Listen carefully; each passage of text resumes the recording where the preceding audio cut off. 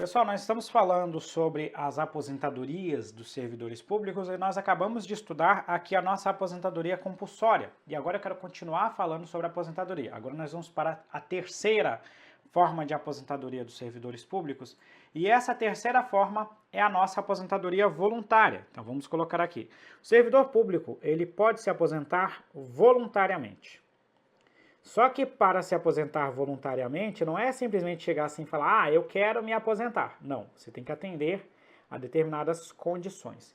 E aqui tem um pequeno probleminha, porque quando começou a tramitar a emenda 103, que é a emenda da reforma da Previdência, começou a surgir uma resistência muito grande em passar a reforma da Previdência para os estados, Distrito Federal e municípios.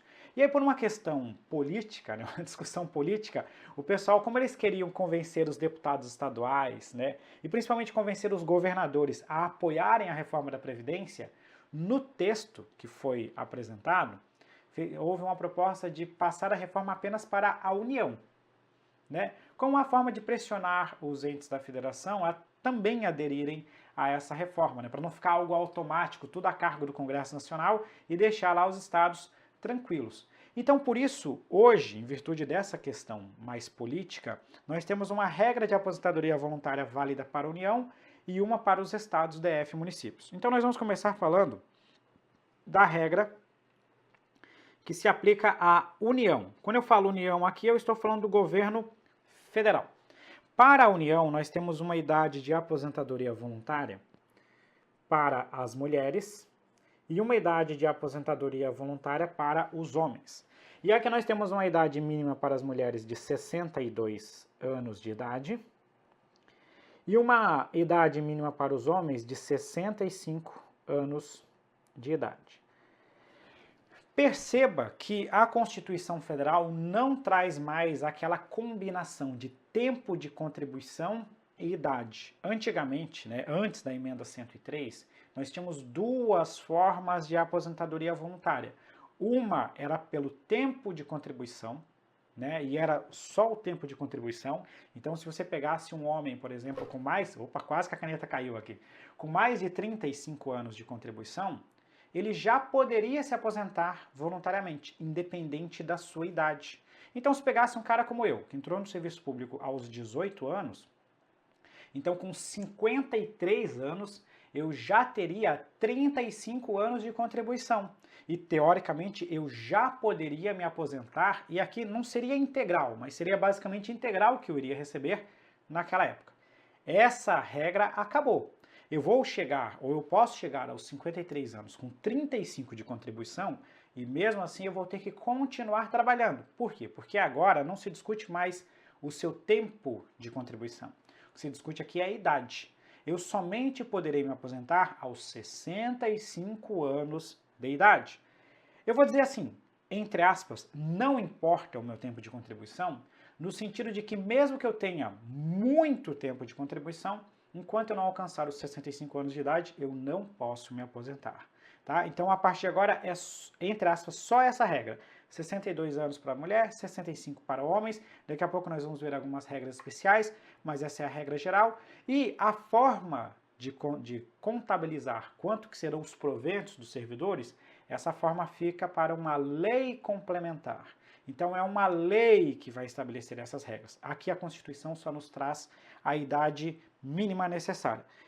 Ok, professor, e como é que fica a situação dos estados, do Distrito Federal e dos municípios? Ou seja, como é que fica a situação dos demais entes da federação? Para os demais entes da federação, a Constituição Federal pegou e falou assim, ó, para os estados, DF e municípios, nós temos que observar regras específicas que serão estabelecidas em emendas às respectivas constituições estaduais ou leis orgânicas de cada um desses entes da federação. Então, o servidor público estadual, as regras de aposentadoria dele, ou a idade mínima de aposentadoria dele, deverão constar na Constituição do Estado. O servidor público municipal, a idade mínima de aposentadoria dele, as disposições gerais sobre a aposentadoria voluntária dele, devem constar na lei orgânica desse município. Ou seja, a Constituição pegou e falou assim, ó, com a União vai ser isso aqui. Vocês se virem aí com as suas respectivas normas, tá? Então é isso aqui que acontece na Constituição Federal. Pessoal, e aí eu quero colocar para vocês alguns detalhes gerais que a Constituição Federal chamou a atenção. Primeiro, a Constituição Federal deixa bem claro que essa aposentadoria aqui, ela deverá observar as regras de tempo de contribuição. Quando a gente fala aqui que ela deve observar as regras de tempo de contribuição, eu estou dizendo o seguinte: ela tem que observar o tempo de contribuição para definir quanto que o servidor público poderá ganhar quando se aposentar. Desde a emenda 20 de 98, vem se extinguindo ideias de aposentadoria por tempo de serviço. Se você pegar a Constituição Federal lá em 88, ela não falava em tempo de contribuição, ela falava em tempo de serviço. Qual que é a grande diferença? É porque, pelo menos antigamente, poderia acontecer de o servidor só estar trabalhando, e às vezes não está realizando a contribuição. E o que a gente precisa saber para um regime de aposentadoria ser saudável é quanto que esse camarada está contribuindo. Então, por isso que se cria a ideia de tempo de contribuição. Tem uma coisa daqui a pouco que nós vamos comentar também, que é chamado de salário de contribuição ou remuneração de contribuição. O que é isso? É a parcela do que o servidor público recebe mês a mês, que é utilizada na base de cálculo para estabelecer quanto que ele vai contribuir, e esse quanto que ele vai contribuir é que vai influenciar em quanto que ele vai receber como aposentado. Então, por isso que se preocupa hoje em dia muito com tempo de contribuição, porque eu quero saber efetivamente quanto que o servidor está contribuindo. Mas é lógico, a regra do tempo de contribuição ela é disciplinada na legislação infraconstitucional para definir quanto que o servidor vai ganhar, porque hoje não existe mais a possibilidade, pelo menos não na regra vigente atual, de você se aposentar apenas por tempo de contribuição. É só lembrar do meu caso dos 35 anos. Mesmo que eu complete 35 anos de tempo de contribuição, com 50 e poucos anos, eu não posso me aposentar, porque eu terei que alcançar a idade mínima de 65 anos de idade. Segundo ponto, os demais requisitos, outros requisitos podem ser estabelecidos na legislação. Então, as regras sobre tempo de contribuição e demais requisitos, tudo isso aqui vai constar em lei complementar, e essa lei complementar será uma lei complementar de cada ente da federação. Então, na prática, a gente vai ter a seguinte situação. Nós temos uma regra geral na Constituição, válida para a União. Cada ente da federação tem que ter uma emenda à sua respectiva lei orgânica ou Constituição Estadual para estabelecer a idade mínima em cada ente. Tudo isso aqui vai ser disciplinado em leis complementares de cada ente, ou seja, tem uma lei complementar da União, uma lei complementar de cada estado, uma lei complementar de cada município para falar sobre como que vai funcionar o tempo de contribuição para definir o valor que o servidor vai ganhar, quais serão outros requisitos que podem ser estabelecidos. Tudo isso vai constar em uma lei complementar de cada ente. A União vai estabelecer uma lei complementar que só vai valer para os servidores federais.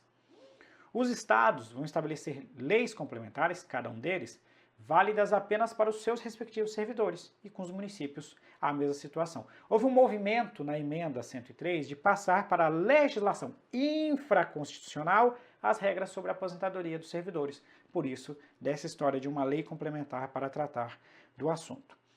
Ah, professor, mas é só isso? Olha, no nível constitucional, que nos interessa, por enquanto, é só isso. Veja como, na verdade, a emenda 103, para fins de concurso público, ela acabou facilitando um pouquinho a nossa vida. Eu vou trazer uma ressalva para vocês. Tramita no Congresso Nacional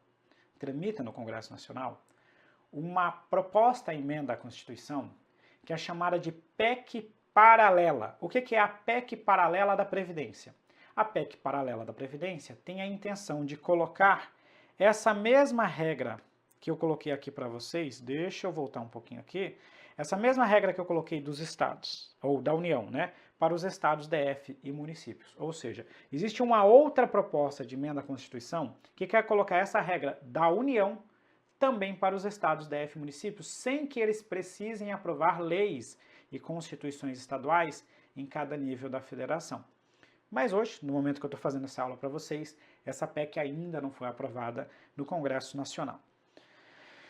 Pessoal, agora eu quero começar a trazer para vocês algumas observações. A gente já trouxe aqui o essencial sobre a reforma da Previdência, mas agora eu quero começar a trazer para vocês algumas observações relevantes. Tá? Primeiro ponto que eu quero trazer para vocês. Como regra geral, a Constituição Federal, ela veda, ou seja, ela diz assim, ó, não pode estabelecer critérios diferenciados para fins de aposentadoria. Como regra, você não pode pegar a legislação e chegar e criar assim um regramento, por exemplo, específico para uma categoria de servidores. Porque o que iria acontecer? Na prática, se fosse possível deixar para o legislador criar regras específicas, ia acontecer muito assim, ó, os servidores do Poder Legislativo, eles iriam ter uma regra específica de aposentadoria. Por quê? Porque o servidor do Poder Legislativo tem um contato mais próximo ali com os deputados, com os senadores, com os vereadores, etc e tal. E aí eles teriam talvez uma aposentadoria mais branda, critérios específicos, ou você pega uma categoria mais forte, os auditores fiscais da Receita Federal. Aí eles vão lá e iriam conseguir, por meio de contatos deles, né, eles iriam conseguir talvez uma regra específica de aposentadoria válida somente para eles. A Constituição não quer que isso aconteça. O critério de aposentadoria, ele em regra é o mesmo para todo mundo. Então a idade e as regras de aposentadoria do auditor fiscal da Receita tem que ser o mesmo de um professor. Estou falando aqui comparando carreiras federais, né? Então tem que ser o mesmo dos professores das universidades federais, por exemplo. Então a ideia é que você estabeleça ou não estabeleça critérios específicos para cada categoria de servidor público. É o mesmo critério para basicamente todo mundo. Somente quem que pode criar diferenciação? A própria Constituição Federal. E aí a Constituição Federal, ela nos traz alguns critérios específicos. Então assim, ó, a regra é que eu não tenha diferenciação.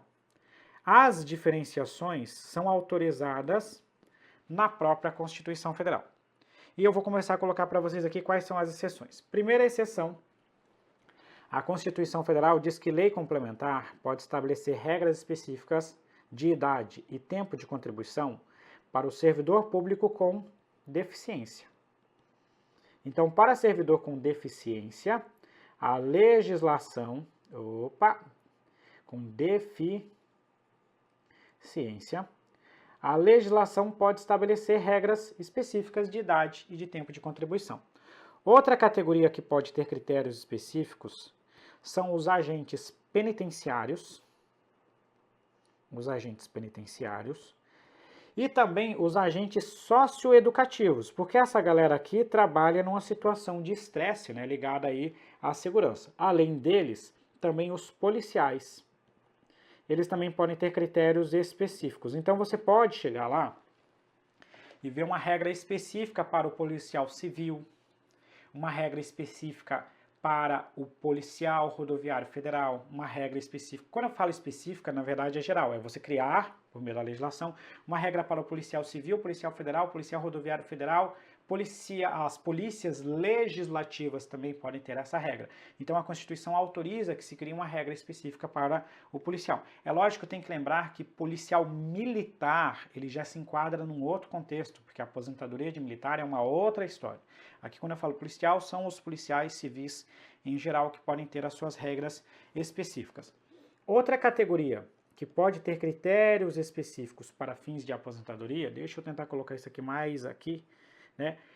É o pessoal que trabalha de forma contínua com exposição a determinados agentes químicos, físicos ou outros desses produtos que possam colocar em risco ou que possam prejudicar a sua saúde com o longo do tempo, né? Um pessoal que trabalha, por exemplo, com raio-x. Nós sabemos que a exposição contínua ao raio-x acaba fazendo com que ele acabe tendo um comprometimento da sua saúde. Então a legislação pode chegar e falar, ó, não é justo eu colocar esse camarada aqui trabalhar tanto tempo se aos poucos a saúde dele vai sendo prejudicada. Então eu posso colocar um critério específico de aposentadoria para quem trabalhe nessas condições. E por fim, tem uma regra específica para o professor. Só quero colocar uma ressalva.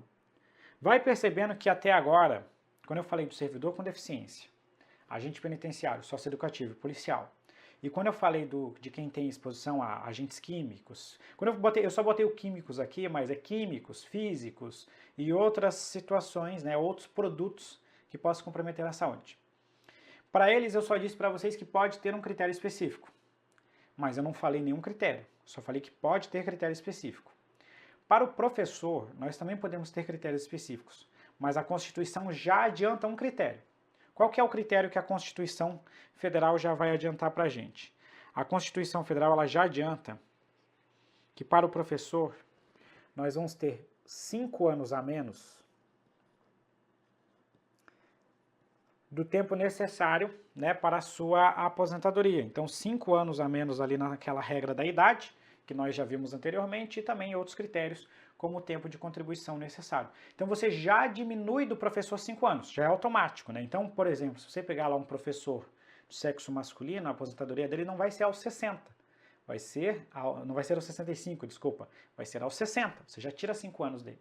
A mulher não é os 62, você já vai para os 57. Isso, lógico, se eu estivesse falando do âmbito federal em comparação. Então, o professor já tem um benefício previsto na própria Constituição. E quando eu falo de professor, eu estou falando do professor do ensino infantil, do professor do ensino fundamental e também do professor do ensino médio. Essa regra aqui, ó, ela não abrange o professor do ensino superior.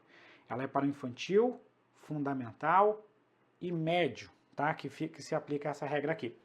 Todos esses critérios aqui, eles devem ser estabelecidos em lei complementar do respectivo ente da federação. Né? Novamente, a gente puxa uma lei complementar para tratar sobre esse assunto.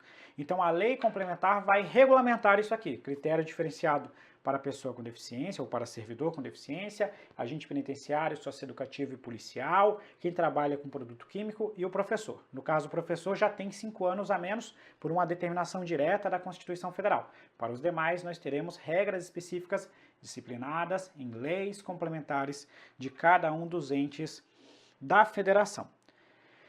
Professor, já acabou tudo sobre a aposentadoria? Não, não acabou. Agora eu vou começar a entrar em alguns detalhes sobre como que funciona o regime de aposentadoria. E eu quero colocar para vocês o seguinte. Quando você se aposenta, o que você recebe é chamado de proventos. O que acontece? Quando você está na ativa, quando você está trabalhando, você pode receber uma remuneração ou um subsídio. É o sistema remuneratório e o sistema de subsídio. Então, o servidor da ativa, quando cai na conta dele algum pagamento, estou falando de servidor público efetivo, ele ganha ou uma remuneração ou um subsídio, conforme a regra prevista na legislação do seu cargo. Quando você se aposenta, não é mais remuneração ou subsídio. Isso se chama provento. Então, você se aposentou, o que cai na sua conta a partir de agora se chama provento.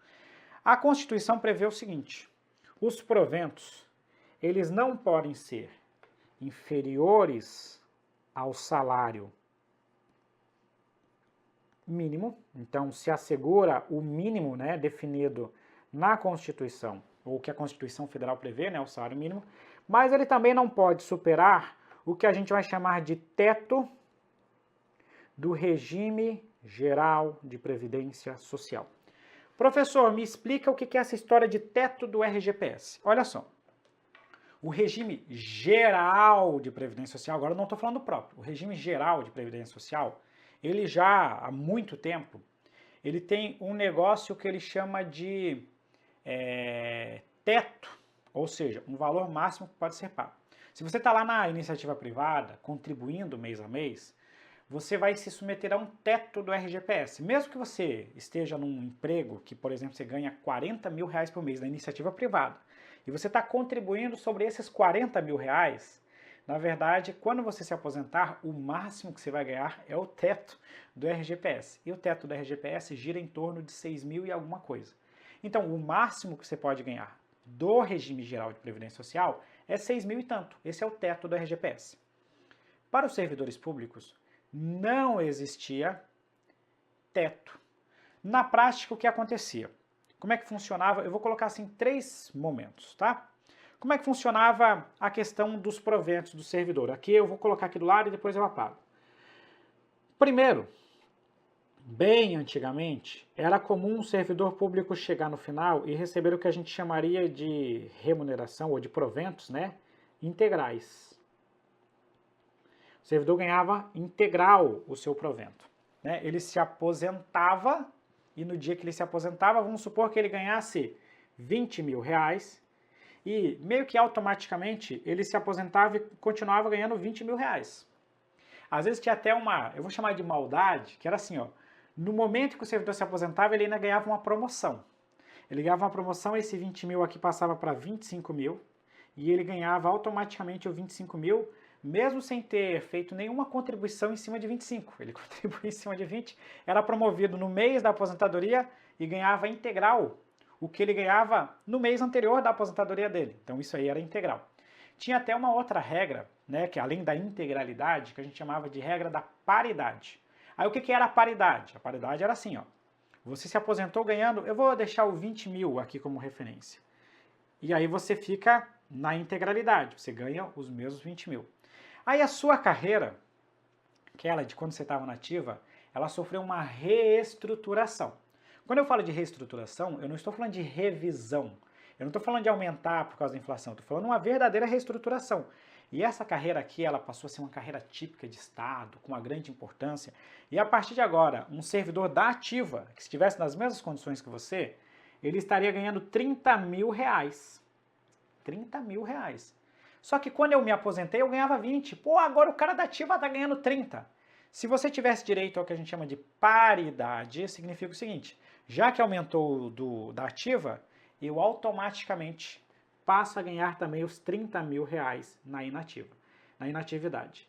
Isso era a regra da paridade. Então agora eu estudei com vocês duas regras que existiam antigamente, a integridade e a paridade. A integridade, você tinha assegurado como provento o mesmo que você ganhava quando estava na atividade no mês anterior à sua aposentadoria. E como paridade, cada vez que o pessoal da ativa sofresse uma reestruturação, você também era beneficiado por essa reestruturação. Isso acabou. A Constituição sofreu uma série de emendas e a regra da integralidade e da paridade acabaram. Não existem mais. Quem teve direito adquirido permaneceu, quem é novo não tem direito a essas regras. A partir de agora nós temos uma regra que é pautada no tempo de contribuição. E quando eu falo de tempo de contribuição, na verdade não é só, opa, saiu o teto, né? Não é o tempo de contribuição como requisito para você se aposentar, porque nós já vimos que a Constituição retirou isso recentemente e agora nós temos idade mínima de 65 e 62 anos. Mas a contribuição, ela vai impactar no valor da sua aposentadoria. Mas aí vamos supor que é o seguinte, eu sou um servidor público, eu ganho 20 mil reais por mês no final da minha carreira, eu fiz várias contribuições ao longo da minha carreira, e aí o que o pessoal vai fazer? Vai pegar todas as minhas contribuições, eu vou colocar todas entre aspas, porque existem critérios específicos, existe às vezes uma parcela que é considerada, eu não quero entrar nos detalhes, tá? Eu não estou entrando aqui nas regras específicas de cálculo, porque isso cabe à legislação e não é o propósito dessa aula. Mas basicamente se pegava a média da minha contribuição. Essa média aqui entrava numa planilha para fazer um cálculo de quanto que eu iria ganhar na minha aposentadoria. Ou seja, a minha aposentadoria seria mais ou menos a média dos salários ou das remunerações que foram utilizadas na base de cálculo para eu me aposentar. Vamos desconsiderar a atualização monetária, né, inflação, vamos desconsiderar tudo isso e vamos supor que a média das minhas remunerações, que eram consideradas para o cálculo da minha aposentadoria, essa média desse 18 mil reais. Então significa que eu iria ganhar 18 mil reais. Perceba que eu ganhava 20 no final da carreira, mas a média da minha contribuição era 18. Então quanto que eu vou ganhar? 18 e não 20. Por quê? Porque eu não tenho mais integralidade. Eu não tenho mais direito a ganhar o que eu ganhava antes de me aposentar. Eu tenho o direito de ganhar a média do que eu utilizava como contribuição. É mais ou menos isso, ou era mais ou menos isso. Agora, nem isso aqui existe mais. Isso aqui também morreu. Agora, se eu ganho 20 mil na ativa, e eu faço as minhas contribuições, o máximo que eu posso ganhar de regime próprio de previdência social é o teto do RGPS. Vamos supor que o teto do RGPS hoje, valor hipotético, não é exatamente esse valor, seja R$ 6.200. Significa que eu ganho 20 mil, mas quando eu me aposentar, o meu provento, custeado pelo regime próprio de previdência social, será no máximo o teto do regime geral de previdência social. Se eu só posso ganhar até o teto, significa que eu somente poderei ganhar R$ 6.200, que é mais ou menos o teto do RGPS, né? Só para a gente ter como referência aqui.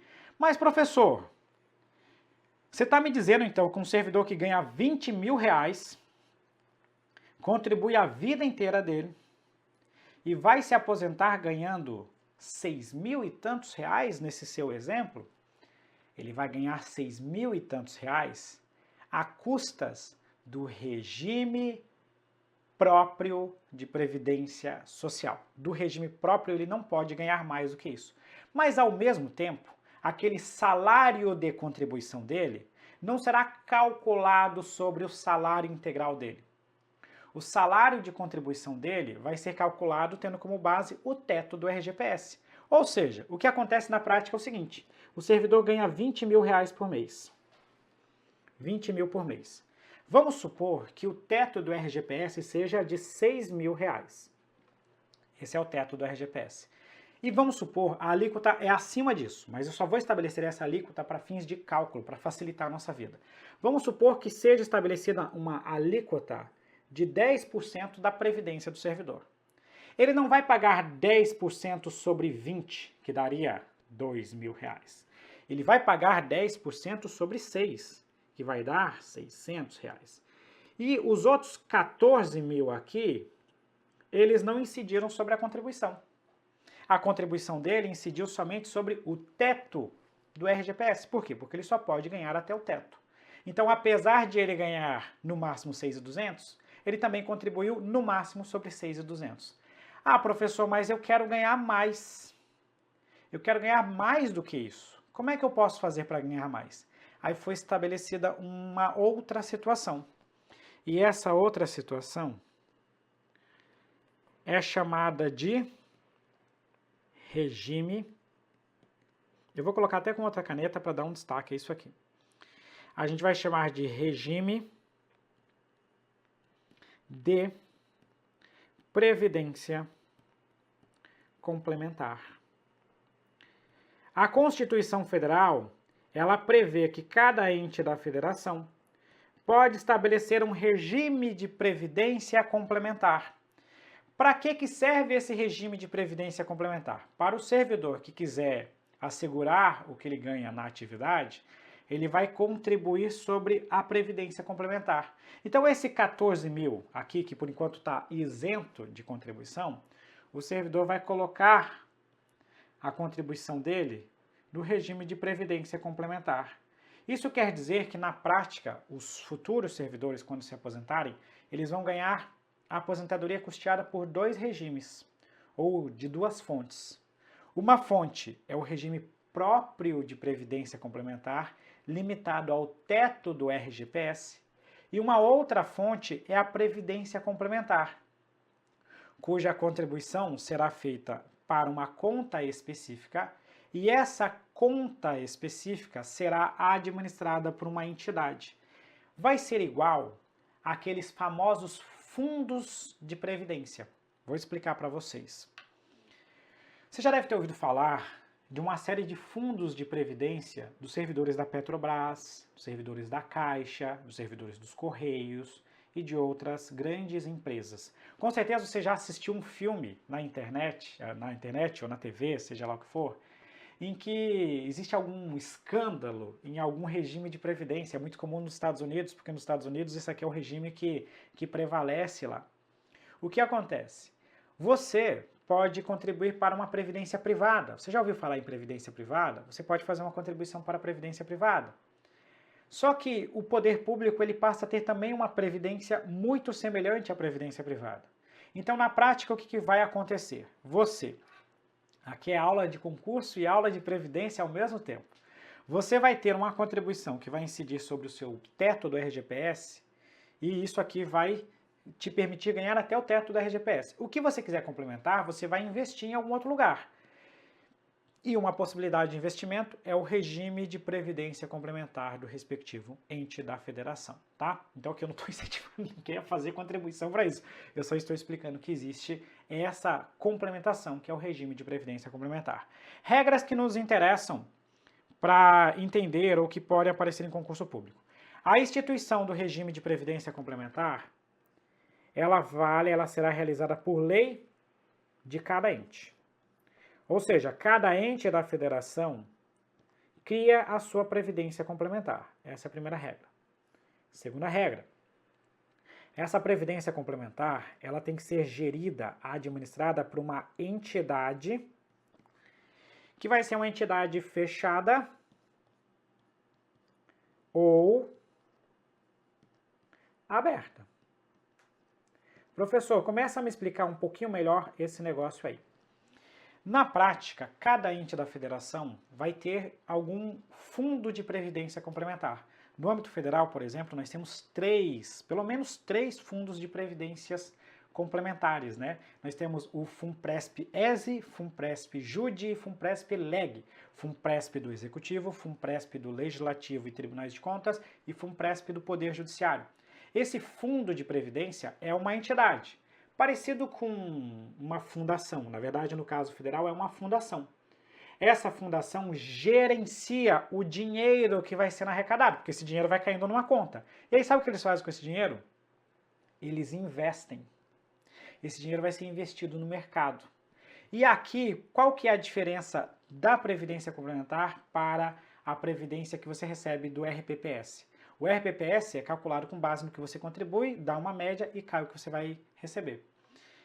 A previdência complementar, você não sabe exatamente quanto que você vai ganhar quando se aposentar, porque tudo isso vai depender da qualidade do investimento realizado pela previdência complementar. Se eles fizerem bons investimentos, você vai ganhar mais. Se eles fizerem ruins, se eles fizerem péssimos investimentos, você vai ganhar menos. Então essa que é a ideia. A previdência complementar, ela vai aplicar o seu dinheiro porque isso é um fundo de previdência, semelhante ao que a gente já encontra na iniciativa privada e semelhante a você adquirir, por exemplo, uma cota de previdência privada, só para você entender.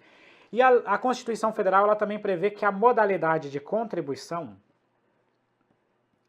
deixa eu só explicar a regra de cima, tá? Que eu não expliquei a regra de cima. Quando a gente fala que vai ser uma entidade fechada ou aberta, é que essa entidade pode ser uma fechada, só admite aqueles servidores públicos, não pode ter ninguém de fora, ou ela pode ser uma entidade aberta. A entidade aberta, ela admite receber investimentos ou captação de recursos de fora.